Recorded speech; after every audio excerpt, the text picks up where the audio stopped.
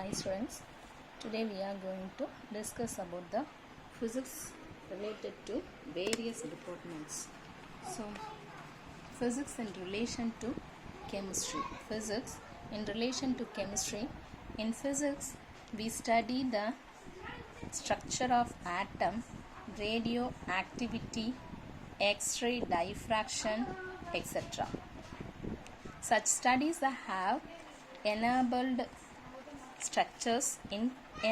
researchers in chemistry to arrange elements in the periodic table. On the basis of their atomic numbers. So அப்போ என்னென்னா ஃபிசிக்ஸில் நம்ம நிறைய படிக்கிறோம். என்னென்ன ஸ்ட்ரக்சர் ஆஃப் ஆட்டம் படிப்போம், ரேடியோ ஆக்டிவிட்டி படிப்போம், எக்ஸ்ரே டைஃப்ராக்ஷன், இந்த மாதிரி நிறைய இருக்குது நம்மக்கிட்ட. ஸோ அதில் இது ஸ்டடீஸ் எல்லாத்தையும் நம்ம வந்து ரிசர்ச்சர்ஸ் பண்ணணும். ரிசர்ச்சர்ஸ் வந்து கெமிஸ்ட்ரி டு அரேஞ்ச் எலமெண்ட்ஸ். நிறைய ஸ்டடீஸ் ஃபிசிக்ஸை பொறுத்த வரைக்கும் ஃபிசிக்ஸில் எக்ஸ்ரே டைஃப்ராக்ஷன் இருக்குது, ஸ்ட்ரக்சர் ஆஃப் ஆட்டம் இருக்குது, ரேடியோ ஆக்டிவிட்டி இருக்குது. இதை பற்றிலாம் நம்ம படிப்போம். அண்ட் தென் அது மட்டும் இல்லாமல் இன்னும் வந்து ரிசர்ச்சர்ஸ் வந்து கெமிஸ்ட்ரியில் இருக்கிற ரிசர்ச்சர்ஸ் வந்து என்ன பண்ணியிருக்காங்க அப்படின்னா பீரியாடிக் டேபிளில் வந்து எலமெண்ட்ஸ் வந்து அரேஞ்ச்மெண்ட் பண்ணியிருக்காங்க. அந்த அரேஞ்ச்மெண்ட் எதை பேஸ் பண்ணியிருக்கோம் அப்படின்னு சொன்னால் on the basis of their atomic numbers. ஓகேங்களா? This has further helped to know the nature of the valency of chemical bonding and to understand the complex chemical structures. Interdisciplinary branches like physical chemistry and quantum chemistry play important roles here. So, physics la in relation to chemistry, physics வந்து எப்படி chemistry கூட ரிலேஷனாக இருக்குது அப்படின்னு சொன்னால் ஃபிசிக்ஸை பொறுத்த வரைக்கும் structure of atom, radioactivity, X-ray diffraction, Raman spectrum, அந்த மாதிரிலாம் நிறைய நம்ம படிக்கிறோம். ஸோ அதெல்லாம் பார்த்தீங்க அப்படின்னு சொல்லும் பொழுது கெமிஸ்ட்ரியில் ரிலேட் பண்ணி தான் ஃபிசிக்ஸில் படிச்சுட்ருக்கோம். அண்ட் தென் பார்த்தீங்க அப்படின்னா அது மட்டும் இல்லாமல் சம் ரிசர்ச்சர்ஸ் வந்து கெமிஸ்ட்ரியில் பீரியாடிக் டேபிளை அரேஞ்ச்மெண்ட் பண்ணியிருக்காங்க. அந்த பீரியாடிக் டேபிள் வந்து எதை பேஸ் பண்ணி அரேஞ்ச் பண்ணியிருக்காங்க அப்படின்னு சொன்னால் தேர் அட்டாமிக் நம்பர்ஸ். ஓகேங்களா? ஏன் அட்டாமிக் நம்பர்ஸ் வச்சு பேஸ் பண்ணியிருக்காங்க? அப்போ எப்படி கெமிஸ்ட்ரியில் ஃபிசிக்ஸ் ரிலேட்டட் ஆகும் அப்படின்னு கொஸ்டின் கேட்கலாம். ஸோ நம்மளோட எதை பார்த்தீங்க அப்படின்னா எலக்ட்ரான்ஸு, ப்ரோட்டான்ஸ், இதெல்லாம் ஃபிசிக்ஸ் பேஸ் பண்ணி நம்ம கண்டுபிடிச்சிருக்கோம். அதை கண்டுபிடிச்சதை பேஸ் பண்ணி தான் அட்டாமிக் நம்பர்ஸ் வரும். அந்த அட்டாமிக் நம்பர்ஸ் பேஸ் பண்ணி தான் பீரியாடிக் டேபிள்ஸை அரேஞ்ச்மெண்ட் பண்ணியிருக்காங்க. ஓகேங்களா? This has further helped to know the nature of valency, chemical bonding and to understand the complex chemical structures. காம்ப்ளெக்ஸான கெமிக்கல் ஸ்ட்ரக்சர்ஸ் இருக்கக்கூடிய ஒரு ஆட்டமுடைய கெமிக்கல் பாண்டிங்கை பற்றி தெரிஞ்சுக்கணும். வேலன்சி சாதாரணமாக சிம்பிளான இருக்கக்கூடிய ஆட்டமுடைய வேலன்சி பற்றி தெரிஞ்சுக்கணும். இது எல்லாமே நமக்கு ஃபிசிக்ஸ் வந்து கெமிஸ்ட்ரி ரிலேட் பண்ணி வருது. கெமிஸ்ட்ரி ஃபிசிக்ஸ் ரிலேட் பண்ணி வரும். And interdisciplinary branches like physical chemistry and quantum chemistry play important roles here. இன்னைக்கு வந்து physical chemistry quantum chemistry நமக்கு வந்து ரொம்ப இம்பார்ட்டன்டான அட்வான்ஸ்மெண்ட் டெக்னிக்ல physical chemistry quantum chemistry very important departments. Next பார்த்தீங்கன்னா நெக்ஸ்ட் ரிலேஷன்ஸ் என்ன அப்படின்னு பார்த்தோம்னா physics in relation to biology. பயாலஜியில் எப்படிலாம் ரிலேட்டடாக இருக்கும் அப்படின்னு பார்த்தோம்னா biological studies are impossible without a microscope designed using physics principle. பயாலஜியில் நம்ம ஒவ்வொரு பிளான்ட்டோடைய இல்லை ஒரு அனிமல் செல்ஸ் இதை பற்றி நம்ம வந்து படிக்கணும் அப்படின்னா டெஃபினட்டாக மைக்ரோஸ்கோப் இல்லாமல் நம்மளால் படிக்க முடியாது. So microscope designed using physics principle. So physics இல்லை அப்படின்னா இப்போ பயாலஜியில் நம்மளால் நிறைய விஷயங்களை தெரிஞ்சுக்க முடியாது. ஓகேங்களா? The invention of electron microscope has made it possible to see even the structure of a cell.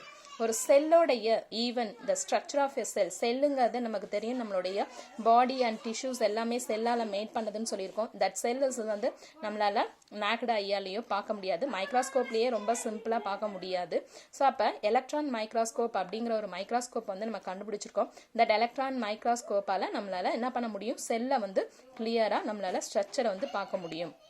X-ray and neutron diffraction techniques have helped us to understand the structure of nucleic acids, which help to control vital life processes. X-ray and neutron diffraction techniques வந்து நமக்கு எதுக்காக use பண்றோம் அப்படின்னு சொன்னா to understand the structure of nucleic acids, which help to control vital life processes. நம்மளுடைய vital life process control பண்றதுக்காகவும் nucleic ஆசிடோட structure understand பண்றதுக்காகவும் நம்மளுடைய பயாலஜி வந்து நமக்கு பயாலஜில பிசிக்ஸ் வந்து யூஸ் ஆகுது. அதுவும் பாத்தீங்கன்னா எக்ஸ்ரே அண்ட் நியூட்ரான் டைஃப்ராக்ஷன் டெக்னிக்ஸை நம்ம யூஸ் பண்றோம்.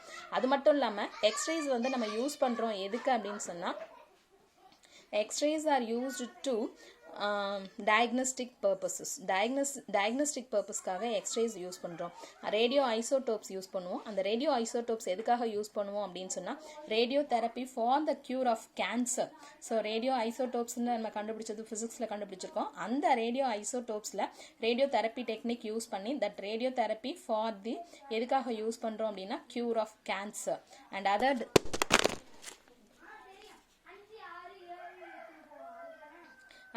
diseases. In recent years, biological processes are being studied from the physics point of view.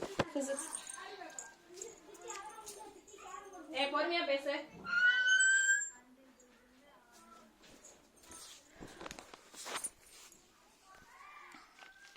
In recent years, நம்மளால என்ன பண்ணிட்டு இருக்கோம் அப்படின்னு சொன்னா sorry for the trouble. Reason years பார்த்தோம் அப்படின்னா பயாலஜிக்கல் ப்ராசஸ் ஆர் நம்மளால எதுக்கெல்லாம் யூஸ் பண்ணிட்டு இருக்கோம் அப்படின்னா are being studied from the ஃபிசிக்ஸை வச்சு பேஸ் பண்ணி தான் நம்ம இன்னைக்கு பயாலஜிக்கல் ப்ராசஸ் நிறைய படிச்சுட்டு இருக்கோம். மேபி இருக்கலாம் நம்ம சும்மா சிம்பிளாவே மைக்ரோஸ்கோப் எலக்ட்ரான் மைக்ரோஸ்கோப் இதெல்லாமே நம்ம ஃபைண்ட் அவுட் பண்றது பிசிக்ஸ் பிரின்சிபல்ஸ் பேஸ் பண்ணி தான். ஸோ அது இல்லாமல் நம்மளால பயாலஜியில் எதுவும் பண்ண முடியாது அப்படின்னு இருக்கும்பொழுது ஸோ பயாலஜிலையும் பிசிக்ஸ் வந்து ரிலேட்டடாக இருக்கு. நெக்ஸ்ட் ஒன் பார்த்தீங்க அப்படின்னு சொன்னால் physics in relation to mathematics. Mathematicsல physics எந்த அளவுக்கு நமக்கு ஹெல்ப்ஃபுல்லா இருக்கு.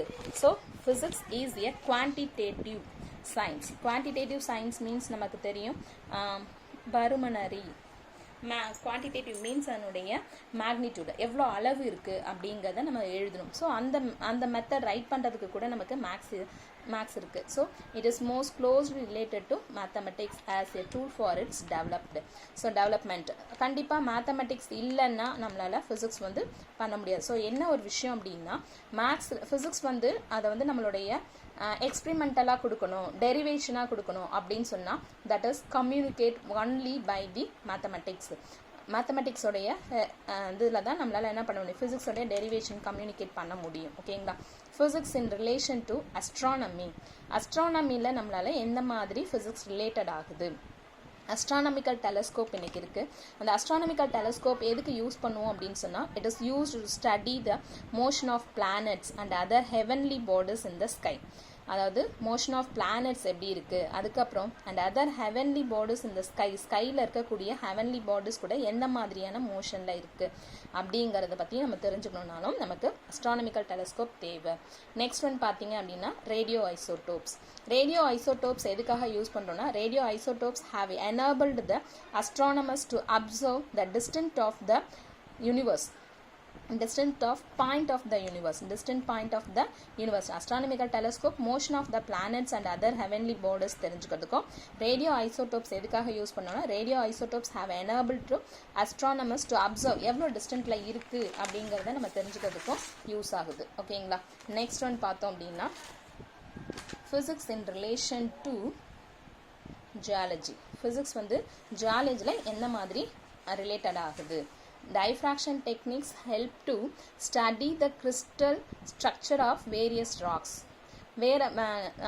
crystal structure of various rocks உடைய crystal structure எப்படி இருக்கு அப்படிங்கறத diffraction techniques தான் நமக்கு ஹெல்ப் பண்ணி கண்டுபிடிக்க முடியும். ஸோ அப்போ ஜியாலஜியில் மண் அதனுடைய பாறைங்கள்லாம் எந்த மாதிரியான கிறிஸ்டல் ஸ்ட்ரக்சரில் இருக்குங்கிறத நம்ம தெரிஞ்சுக்கணும். டைஃப்ராக்ஷன் டெக்னிக்ஸ் வேணும். ஸோ அது ஃபிசிக்ஸோடைய technique. And then radioactivity is used to estimate the age of rocks, fossils and the age of the earth, fossils, rocks அதனுடைய ஏஜை வந்து நம்ம தெரிஞ்சுக்கணும் அப்படின்னு சொன்னால் நமக்கு ரேடியோ ஆக்டிவிட்டி பிரின்சிபிள் தான் நமக்கு யூஸ் ஆகுது. ஓகேங்களா. நெக்ஸ்ட் வந்து physics in relation to oceanography. Oceanography means ஓஷனோகிராஃபர்ஸ்க்கு நமக்கு எப்படி யூஸ் ஆகும்.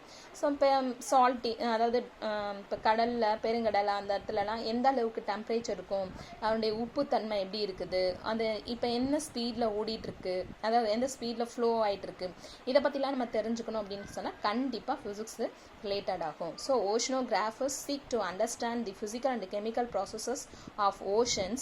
They measure parameters such as temperature, salinity, current speed, gas fluxes, chemical components. So அப்போ ஃபிசிக்ஸ் அண்ட் கெமிஸ்ட்ரியும் ஓஷனோகிராஃபி கூட ரிலேட்டட் ஆகும். ஓகேங்களா, right. Next one, physics in relation to psychology. சைக்காலஜியில் ஃபிசிக்ஸ் எந்த அளவுக்கு ரிலேட்டட் ஆகுது? All psychological interactions can be derived from a physical processes. So all psychological interactions can be derived from a physiological. The movement of neurotransmitters are governed by the physical properties of diffusion molecular motion. So the movement of neurotransmitters are governed by the physical properties of diffusion and molecular motion. So molecular மோஷனும் diffusion ப்ராசஸையும் use பண்ணி தான் நம்மளுடைய neuro transmitters வந்து எந்த அளவுக்கு transmit ஆகுதுங்கிறதையும் நம்மளால் தெரிஞ்சுக்க முடியும். ஓகேங்களா, ஸோ இப்போ ஃபிசிக்ஸ் வந்து வேரியஸ் டிபார்ட்மெண்ட் கூட ரிலேட்டட் ஆகிட்டுருக்கு. ஸோ இப்போ ஃபிசிக்ஸ் வந்து எல்லாத்துக்கும் ஒரு பேசிக் சயின்ஸாக இருந்துட்டுருக்கு அப்படிங்கிறது இப்போ இதனுடைய டாபிக்ஸ்லேருந்து நம்ம ஒரு 7 டாபிக்ஸ்லேருந்து பார்த்தோம். ஓகேங்களா, ஓகே, தேங்க்யூ ஸ்டூடெண்ட்ஸ்.